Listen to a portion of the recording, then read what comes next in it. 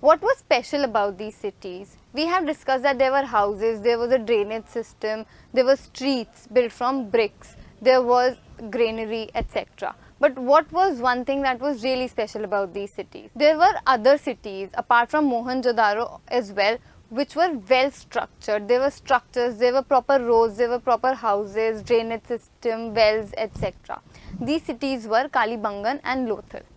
These cities had fire altars.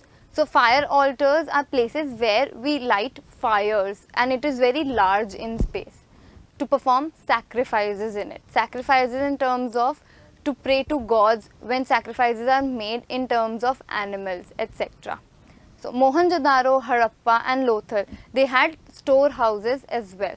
Multiple story houses were built so that people could live in them. Earliest cities, as in the map you can see that there are a lot of cities, for example Mehergarh, Mohenjo-daro, then there is Sisivasi, Harappa, etc. This whole city, this map, this area of these cities, they form the Indus Valley civilization. Now let's talk more about houses, drains and streets. We discussed that what were the major cities at that time, how were the houses built, what was the drainage system and the street system. So in the earlier cities, as we mentioned, that houses were in different sizes and shapes. Some were small, some were big. They were usually 1 or 2 storied, as in there was either 1 floor or 2 floors, so that multiple people could live together. They were built on raised platforms to protect against flood. There were floodings in times of monsoon, so to protect their houses from floods, people used to build their houses on a platform. There were few windows but a lot of doors so that you could enter and exit easily. Large buildings were used as palaces and assembly halls. Most remarkable building in the Harappa was the Great Granary, and there is one such picture of that Great Granary. Many cities had a proper drainage system along with the streets so that the waste material from the houses could be drained properly and flown out from the city. Laid out in straight lines, there were streets, and these streets were at crossroads at each other at 90 degrees angle. They had a gentle slope. The residential area, they had a gentle slope. The houses, they had a gentle slope so that the waste material, the water could be flown out easily. Drains in houses were connected to those of the streets, and smaller drains led into bigger ones. So there were small drains which were coming out from houses, small houses, big houses, and they met the larger drainage system in the streets to discard the waste material.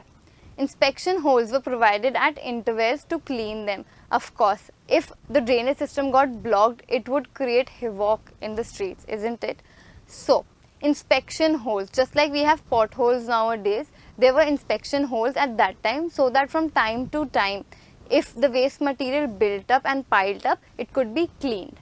Houses, drains and streets were probably planned and built at the same time. So the planning system was there to build houses. It was not like anybody could build a house anywhere.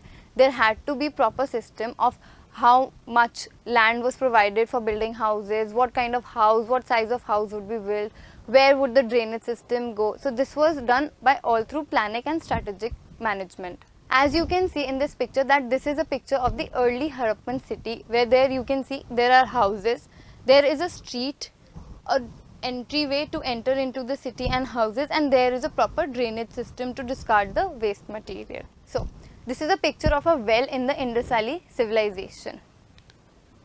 These are the drainage systems that were used at that time.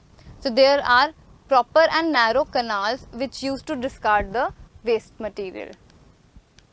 So now let's talk about life in the early cities. So there was a city called as Harappa. Who were the people who lived in these cities? Who were the people who built these houses? So there were rulers, of course, the powerful people who used to decide what is going to happen. There were scribes. We'll find out who scribes are.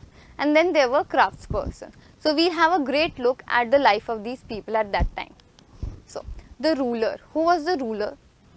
Ruler was the person who looked after the construction of buildings and sites. He was the one who had the most power in the city, and they took the charge. They had the responsibility of overlooking and supervising the construction of various buildings, drainage systems, streets in the city. They sent people to distant lands to get metal, precious stones and raw material. So of course, to make these cities, to build the houses, there was a requirement for raw material. So rulers, they sent people to distant lands, to faraway places in order to get these things. They kept the most valuable objects such as ornaments of gold and silver. So these people, when they came back, they did not just came back with raw materials, they also had precious things with them, just like gold, silver, semi-precious stones, etc. So the ruler, he kept everything with him and distributed the remaining things in the public. Who are scribes? I am sure you must have heard about scribes in the first time. So these were people who knew about how to write, and they helped people to make seals. So, and perhaps they wrote on other materials such as wooden planks, inscriptions, stones, etc. These things must not have survived the change of time and weather, but we still have proof that scribes existed. So, the signs on the top of the seal are part of a script. So, as you see here, there are pictures and there are inscriptions, there are seals on top of these stones.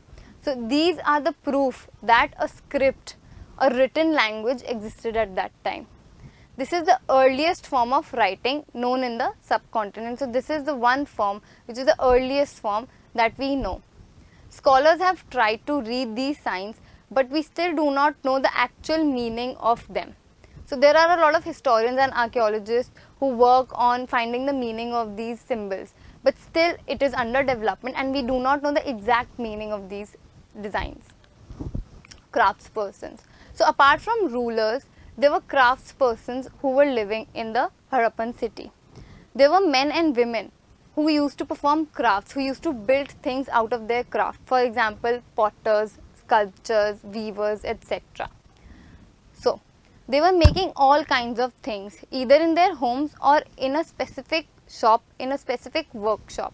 So, the evidences of their existence are many terracotta toys have been found. You know what is a terracotta?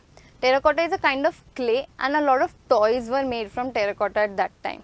So, they were probably used by children and children used to play with them. So, we have proof of these terracotta toys. So, apart from craftspersons, there were travelers. Who are travelers?